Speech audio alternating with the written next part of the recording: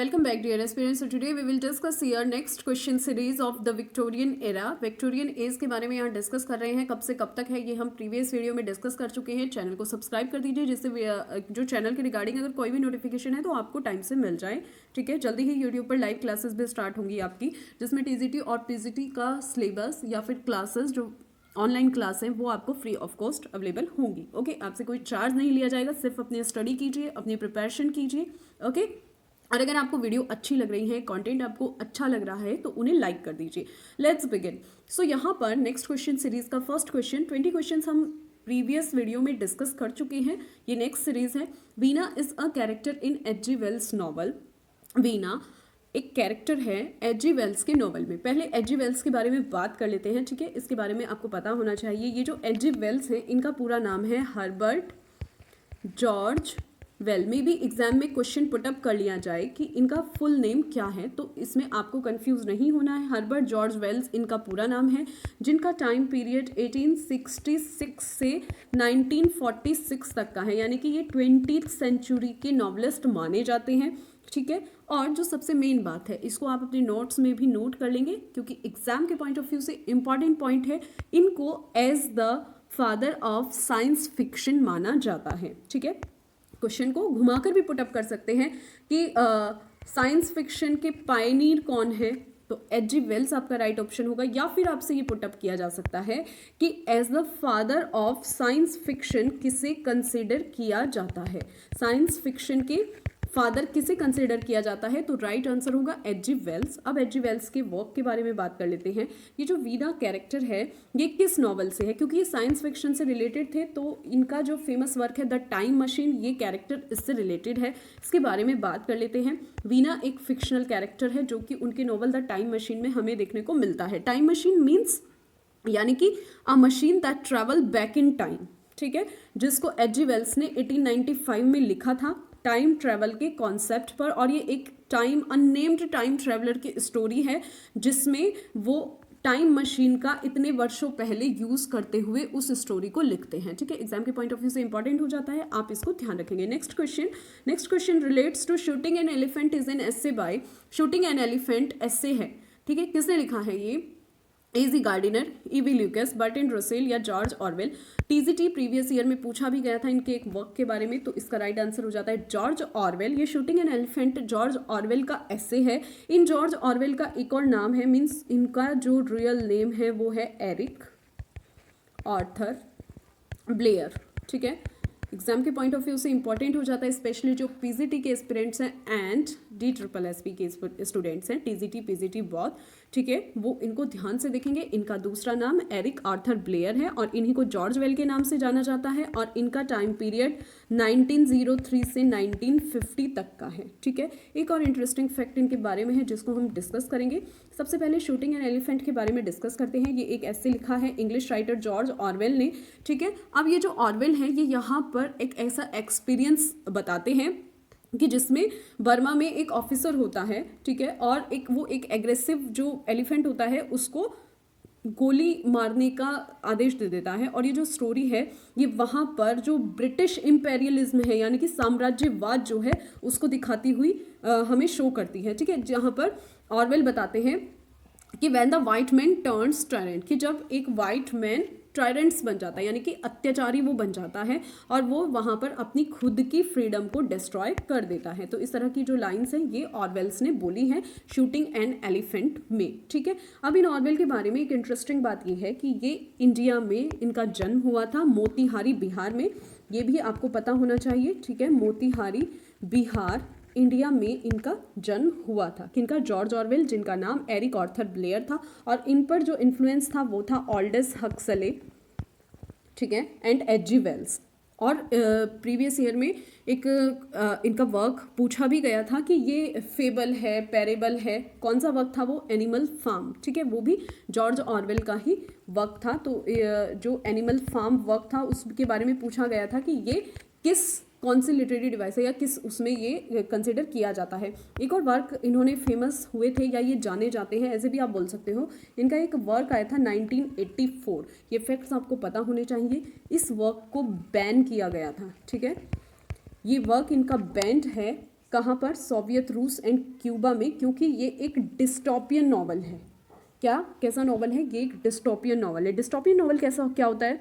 Dystopian novel एक ऐसे imaginary novel होते हैं जिसमें मीन्स ये बताया जहाँ पर एक ऐसा इमेजिनरी प्लेस जहाँ पर लाइफ एक्सट्रीमली बैड होती है बिकॉज ऑफ डेप्रिवेशन और ऑपरेशन एंड टेरर।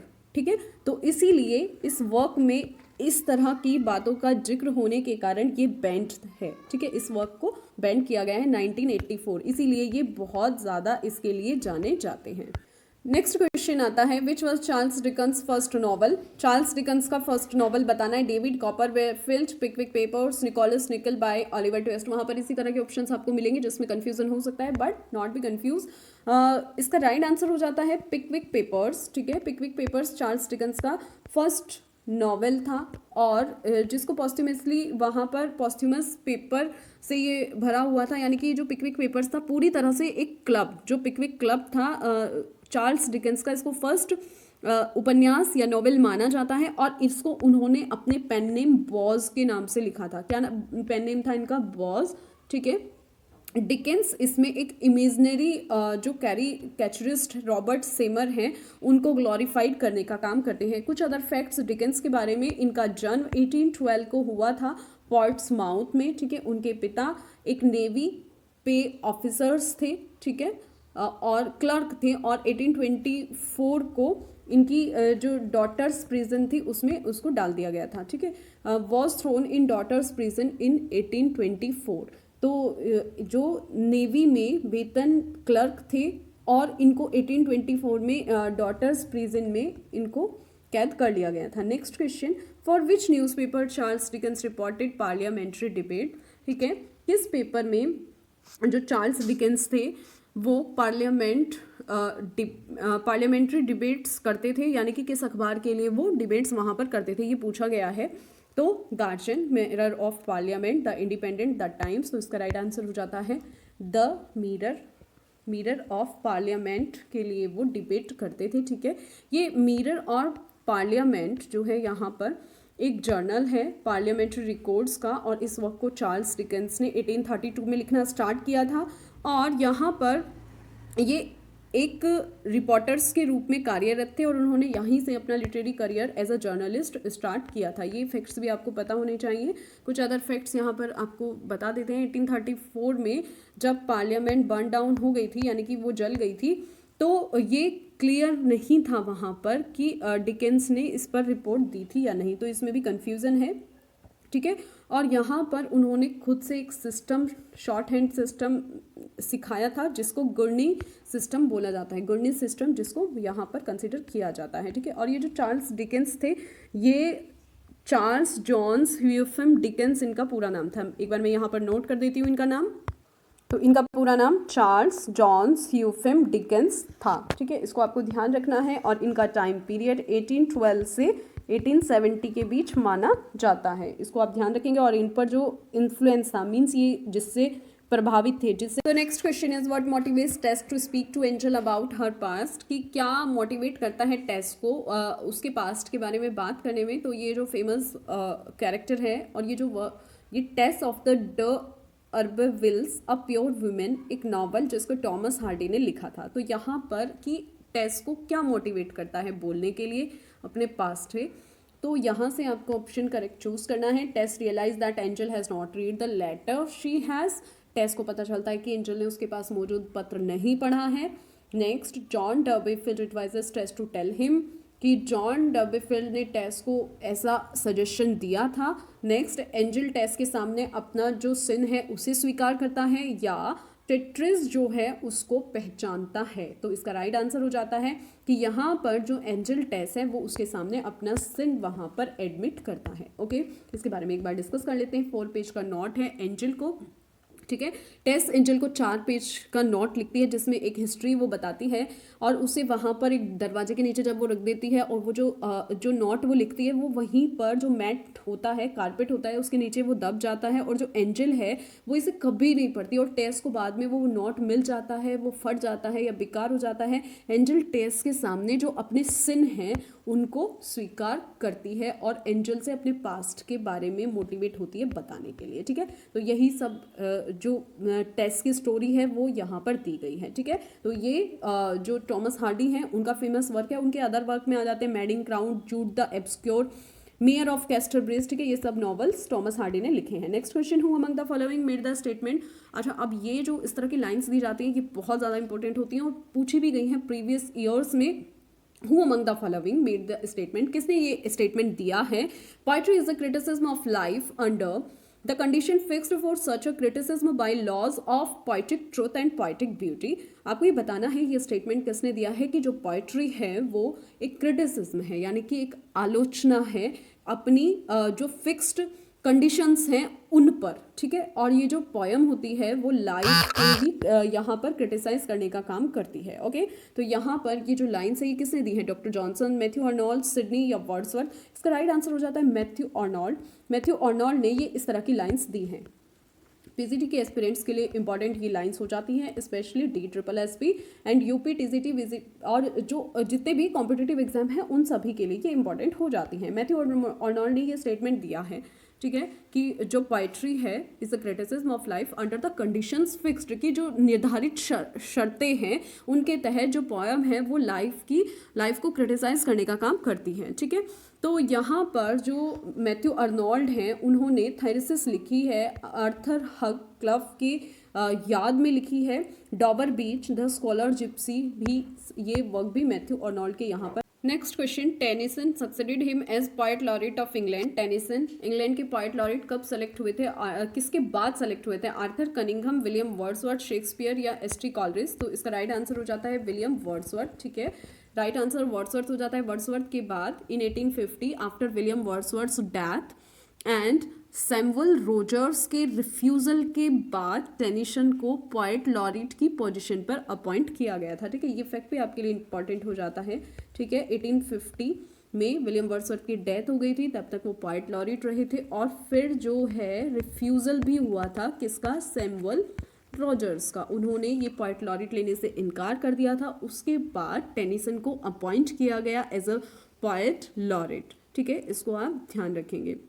और 1892 तक, ठीक है, वो पोएट लॉरेट रहे। लॉन्गेस्ट टेन्योर ये उनका माना जाता है, कोई भी एनी लॉरेट का जितने भी पोएट लॉरेट वहाँ पर चुने गए उनमें से सबसे लॉन्गेस्ट टेन्योर इनका माना जाता है। किनका? अल्फ्रेड लॉर्ड टेनिसन का। तो एग्जाम के पॉइंट ऑफ व्यू से इंपॉर्टेंट है, इसको आप ध्यान रखेंगे। 1892 तक ये पोएट लॉरेट रहे थे 20th सेंचुरी में, ओके। यहाँ पर कुछ वर्क हैं टेनिसन के, उनको डिस्कस कर लेते हैं। The Lady of Shalott, the Lotus Eaters, the Palace of Arts, In Memoriam. Tennyson जब वियना गए थे सितंबर में तो वहाँ पर उनकी सडनली डेथ हो जाती है। Next very important question, Tennyson's poem In Memoriam was written in memory of. Tennyson की जो पोएम है इन मेमोरियम वो किसकी मेमोरी में लिखी हुई थी, ठीक है। इंपॉर्टेंट क्वेश्चन, किसकी मेमोरी में लिखी थी? A.H. हेलम, एडवर्ड किंग, वेलिंगटन या P.B. शेले। तो इसका राइट आंसर तो आप जानते ही हैं क्योंकि बहुत बार क्वेश्चन में पूछा जाता है। A.H. हेलम, ठीक है, आर्थर हेनरी हेलम वो हो जाते हैं। उन्होंने लॉर्ड टेनिसन ने उनकी याद में ये लिखी थी 1833 के बीच और इसको एनोनिमसली 1850 में पब्लिश कराया गया था। इसमें 131 सेक्शन थे, एक प्रोलॉग था और एक एपिलॉग भी था। प्रोलॉग एपिलॉग आप अच्छे से जानते हैं, अगर आप नहीं जानते तो चैनल पर जो शॉर्ट्स अपलोडेड हैं आप वहाँ से जाकर इनको अच्छे से रीड कर लीजिए। क्या प्रोलॉग होता है, क्या एपिलॉग होता है, अपनी प्रिपरेशन अच्छे से जारी रखिए। ये जो चीफली एलिजिक एग्जामिन्स मीन्स ये वर्क एग्जामिन करता है डिफरेंट स्टेजेस को जो कि टेनिसन के पीरियड के ड्यूरिंग था, ठीक है। और जब उनके जो फ्रेंड थे, करीबी दोस्त इनको माना जाता है, आर्थर हेनरी हेलम, उनकी वहाँ पर डेथ हो जाती है, ठीक है। तो उन्होंने उनकी याद में ये लिखा था। कुछ अदर फैक्ट्स हैं उनके बारे में कि ये जो वर्ड्स लिखते थे ये डेवलपमेंट को दिखाते थे, जो पोएट का एक्सेप्टेंस था, मींस यहाँ पर एक कंक्लूजन वो दिखाते थे कि एक जो उसके फ्रेंड हैं उसकी हैप्पी मैरिज होती है और उसका कंक्लूजन होता है कि जो पोएट है उसकी बहन की शादी के अवसर पर वो इस तरह का पब्लिकेशन वहाँ करते हैं, ठीक है। और उनको वहाँ पर इसके लिए पोएट लॉरेट भी नियुक्त किया जाता है, ठीक है। वो विक्टोरियन एरा के representative. Next question, what is the name of Tess illegitimate child in her novel. की जो टेस का इलीगल चाइल्ड है नॉवेल में उसका नाम क्या है? सॉरो, पिटी, अब्राम या मॉर्निंग। इसका राइट आंसर हो जाता है उस चाइल्ड का नाम सोरो है। इसमें ये जो स्टोरी एक बार इसके बारे में डिस्कस कर लेते हैं। ये जो टेस डबरफील्ड है ये 16 year old simple country girl है और बड़ी बेटी है जॉन एंड जॉन डबरफील्ड की। और परिस्थितियां ऐसी होती हैं कि यहाँ पर जो अली है उसको बहकाता है और उसका रेप वहाँ पर करता है। वे वापस घर लौटती है और वहाँ पर वो एक बेटे को जन्म देती है सोरो, ठीक है, जो कि उसको रेप से हुआ था। इस तरह की ये स्टोरी है। और फिर क्या होता है कि यहाँ पर जो टेस है वो एक सिंबोलिज्म का काम करता है, उसका बैप्टिज्म किया जाता है, ठीक है। और वहाँ पर ये दिखाया गया है कि ये कैसे एक्सपीरियंस का वहाँ कंक्लूजन होता है जिसने उसके जीवन को बहुत ज़्यादा सोरोफुल बना दिया है, डाउटलेस बना दिया है, ठीक है। ये उसके लिए एक ऐसा एक्सपीरियंस होता है जो उसे पेन देता है और जो उसके लिए बहुत ज़्यादा शर्मनाक चीज़ होती है। तो ये सब कुछ उन्होंने इस वर्क में दिखाया है। और टेस्ट के बाद में वहाँ पर उसको एक एडल्टरर यानी कि व्यभिचारी और मर्डरर का नाम दिया जाता है, ठीक है। वो जो मीन्स वहाँ पर जो उसका पाप है जिसका कंक्लूजन वहाँ सोरो है तो वो उसकी डेथ का कारण बनता है, ठीक है। तो इस तरह की स्टोरी है जिसमें जो उनके इलीगल चाइल्ड है उसका नाम सोरो है। Which revolution dominates a tale of two cities. A tale of two cities में कौन सी रिवॉल्यूशन वहाँ पर दिखाई देती है? रशियन, फ्रेंच, इटालियन या जर्मन? ये इजी हो जाता है, फ्रेंच रिवॉल्यूशन वहाँ दिखाई देती है। और टेल ऑफ टू सिटीज़ किसका वर्क है? चार्ल्स डिकेंस का ये नॉवेल है, ठीक है, जिसको सीरियली वहाँ पर पब्लिश कराया गया था 1859 में स्पेशली, ठीक है। और ये जो फ्रेंच रिवॉल्यूशन है उसकी जो पृष्ठभूमि है उस पर आधारित है। डिकेंस ने लंदन और पेरिस में यहाँ पर जो उनकी स्टोरी है और टॉमस कार्लाइल की जो हिस्ट्री है वो उसमें फ्रेंच रिवॉल्यूशन को दिखाया है। और ये जो नॉवल है यहाँ पर सटीक चीज़ों को दिखाता है। इस बुक को इसकी ओपनिंग लाइन के लिए जाना जाता है। ये ओपनिंग लाइन बार बार पूछी भी गई है, ठीक है। लिटरेरी डिवाइस पूछ लेते हैं कौन सी है? It was the best time, it was the worst time. तो कौन सी लिटरेरी डिवाइस होगी यहाँ पर? ये ओपनिंग लाइन्स हैं इस बुक की। तो ये यहाँ पर एंटीथेसिस, ठीक है, एंटीथेसिस रेटोरिकल डिवाइस भी इनको बोला जाता है, लिटरेरी डिवाइस को, ठीक है। अगर आपने नहीं पढ़ा है तो जो चैनल पर शॉर्ट्स अपलोडेड है वहाँ पर जाकर आप रेगुलर प्रैक्टिस कर सकते हैं लिटरेरी डिवाइस की। और उससे भी अलग 2 वीडियोज़ मैंने अपलोड की हैं, आप वहाँ से भी चेक कर सकते हैं, ठीक है। एंटीथेसिस एक ऐसी रिटोरिकल डिवाइस है जो कि 2 कंट्रास्टिंग आइडियाज़ को एक साथ रखती है किसी सेंटेंस में। और यहाँ पर वही हुआ है। इस बुक की जो ओपनिंग लाइन्स हैं, it was the best of time, it was the worst of time से इसकी ओपनिंग लाइन स्टार्ट होती। A tale of two cities 12th novel Charles Dickens का माना जाता है, ठीक है। और ये फ्रेंच रिवॉल्यूशन के ड्यूरिंग आया था। और इसमें जब ये फ्रेंच रिवॉल्यूशन 1789 में शुरू हुई थी, ठीक है, उसी के ड्यूरिंग इन्होंने ये नॉवल लिखा था। Next question, who invented the term sprung rhythm. Main important question है, स्प्रंग रिदम जो शब्द है उसको किसने इन्वेंट किया था? वेरी इजी क्वेश्चन, क्योंकि प्रीवियस ईयर में पूछा गया है। होप सो कि आपने ये रीड किया हो। किसने किया था? Hopkins, Tennyson, browning, Wordsworth. Easy हो जाता है। इसको हॉपकिंस ने इस वर्ड को इन्वेंट किया था। ये 19th सेंचुरी के इंग्लिश पोएट जिनका पूरा नाम क्या है?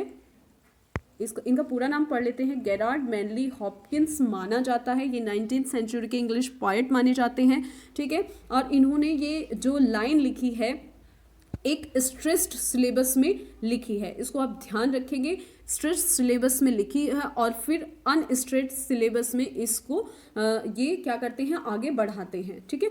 तो इसी तरह से यहाँ पर एक रेगुलर इंग्लिश मीटर का वो यूज़ करते हुए लिखते हैं जिसमें एक फुट है और 2 और 3 सिलेबल्स इसमें दिए गए हैं। और स्ट्रेस सिलेबस होने के कारण ये कभी कभी इसमें जो पैटर्न है वो हमें सीक्वेंस में दिखाई देता है, ठीक है। इसको आप स्प्रिंग रिदम मीटर और फ्री वर्ड्स के रूप में एक ब्रिज का काम करता है। The town mentioned in the poem Lady of Shalott by Tennyson is. जो टेनिसन की जो पोएम है लेडी ऑफ शैलेट, ये कौन सा टाउन है? लंदन, यॉर्क, कैमलोट या ऑक्सफोर्ड? तो ये कैमलोट सिटी है, ठीक है। लेडी ऑफ शैलेट टेनिसन की मोस्ट फेमस पोएम में से मानी जाती है। इसकी सेटिंग मिडिवल पीरियड के ड्यूरिंग की जाती है जब वहाँ पर किंग आर्थर थे उन दिनों में।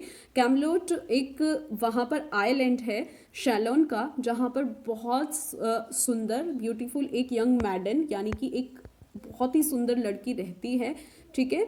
और वो क्या है? प्रेजेंट है, यानी कि वो कैद है वो वही देख सकती है जो उसको मिरर में दिखाया जाता है, या जो मिरर में दिखता है सिर्फ वो वही देख सकती है, ठीक है। और वो एक वहाँ पर विविंग का काम करती है, जो कि एक मैजिकल विविंग होती है। और अगर वह कैमलोट की ओर देखेगी तो उसको शाप दे दिया जाएगा, ठीक है। तो कैमलोट शहर से वो वहाँ पर ज़्यादा दूर नहीं होती। इस तरह की कुछ स्टोरी है ये।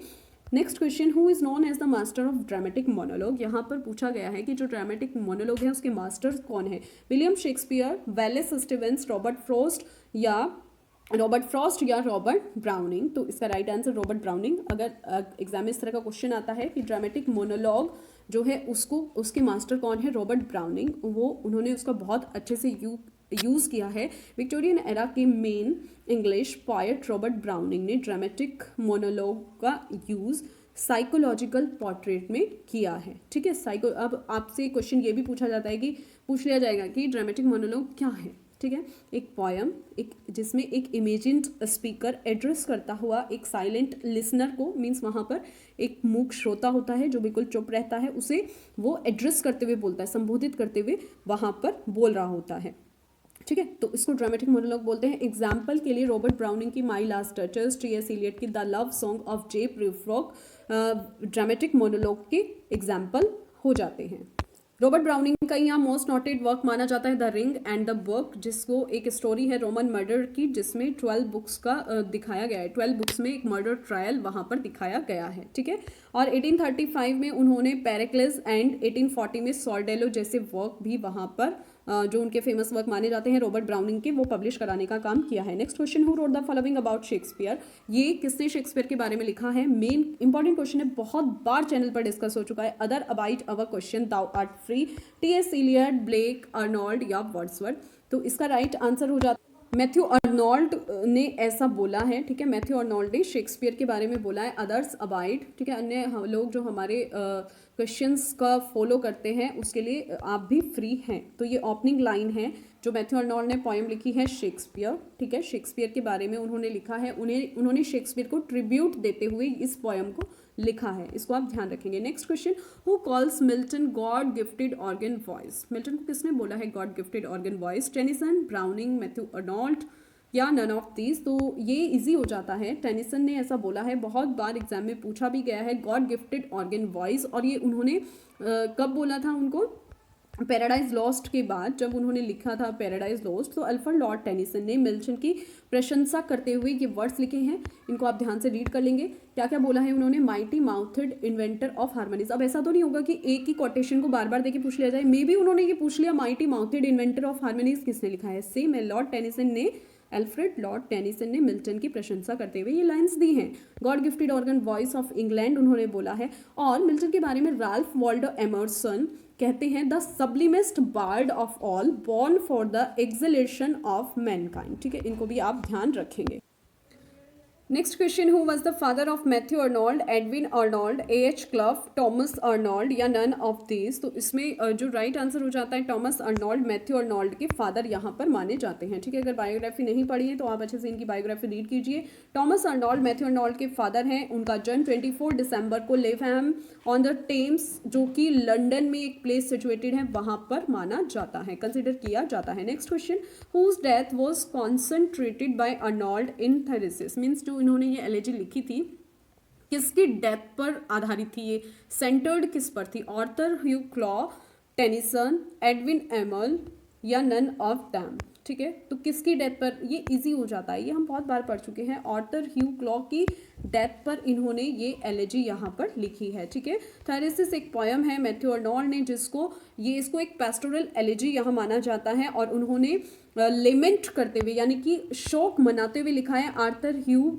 क्लॉ के बारे में, ठीक है। और उन्होंने इसको गोल्डन प्राइम भी बोला है। किसने, मैथ्यू अर्नोल्ड ने गोल्डन प्राइम उनको याद करते हुए बोला है, उनको एड्रेस करते हुए बोला है कि वो जो दिन थे वो एंड हो गए हैं। और अर्नोल्ड ऑक्सफोर्डशायर में उनके साथ घूमते थे और पोएट के रूप में उन्होंने क्लॉ को उनके लिए जो क्लॉ था एक भारी क्षति था या डिपार्चर था, ठीक है, जिसने उनको परेशान कर दिया था। अर्नोल्ड के जो फ्रेंड थे आर्थर ह्यू क्लॉ, उनकी जो डेथ थी वो 1861 में हो गई थी, जिसकी याद में मैथ्यू अर्नोल्ड ने थायरेसिस लिखी थी। ठीक है, ये एक पेस्टोरल पोएम भी मानी जाती है। Next question, Arnold celebrated poem the scholar Gipsy on an old legend narrated by Glanvill in. ठीक है, अर्नोल्ड की जो सेलिब्रेटेड पोएम है Scholar Gipsy on an old legend, वो ग्लेनविल ने किसको सुनाया? द स्कूल मास्टर, ठीक है, and pamerity of England, the Vanity of Dogmatizing and Shepherd of Salisbury Plain. तो ये द वैनिटी ऑफ डॉगमेटाइजिंग इसका राइट आंसर हो जाता है। ये जो अर्नोल्ड की पोएम है, मैथ्यू अर्नोल्ड की द स्कॉलर जिप्सी, एक पेस्टोरल पोएम है, 25 10 लाइन स्टेंजा बेस्ड ये एक पोएम है जिसमें एक लेजेंड है। ठीक है, और वो इसमें जोसेफ ग्लैनविल को रिकाउंट करते हुए ये पोएम लिखते हैं, द वैनिटी ऑफ डॉगमेटाइजिंग।